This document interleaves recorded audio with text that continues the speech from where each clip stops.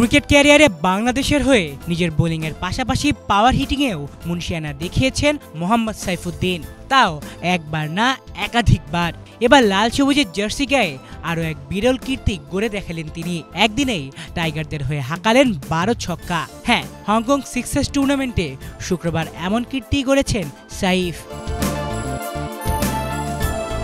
2017 সালের পর এবারে প্রথম মাঠে গড়িয়েছে হংকং সিক্সেস, যার উদ্বোধনী দিন ছিল শুক্রবার, যেখানে একদিনেই মোট 2টি ম্যাচ খেলেছে টিম বাংলাদেশ। প্রথম ম্যাচে টাইগারদের প্রতিপক্ষ ছিল ওমান।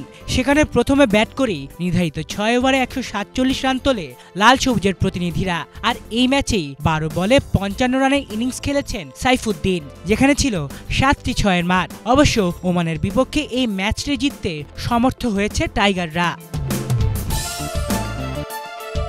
একই দিনে আরেকটি ম্যাচে মাঠে নেমেছিল বাংলাদেশ শ্রীলঙ্কার বিপক্ষে। সে ম্যাচেও ভক্তদের আশা ছিল জয় পাবে ইয়াসির আলী রাব্বির দল, কিন্তু তা হয়নি। টাইগাররা হেরেছে 14 রানে। তবে আবারও ব্যাট হাতে এই ম্যাচে দারুণ করেছেন সাইফুদ্দিন। তার উইলো থেকে এই ইনিংসেও এসেছে 5 ছক্কা। শুধু সাইফুদ্দিনই না, এদিন ব্যাট হাতে আলো ছড়িয়েছেন আরেক টাইগার ব্যাটার জিসান আলম। এই হার্ড হিটারের ব্যাট থেকে এদিন এসেছে 11 ছক্কা। ওমানের বিপক্ষে তিনি খেলেছেন 54 রানের ইনিংস, যেখানে ছিল 8টি 6-এর মার। আর লঙ্কানদের বিপক্ষে তার ইনিংসে ছিল 3টি 6-এর মার।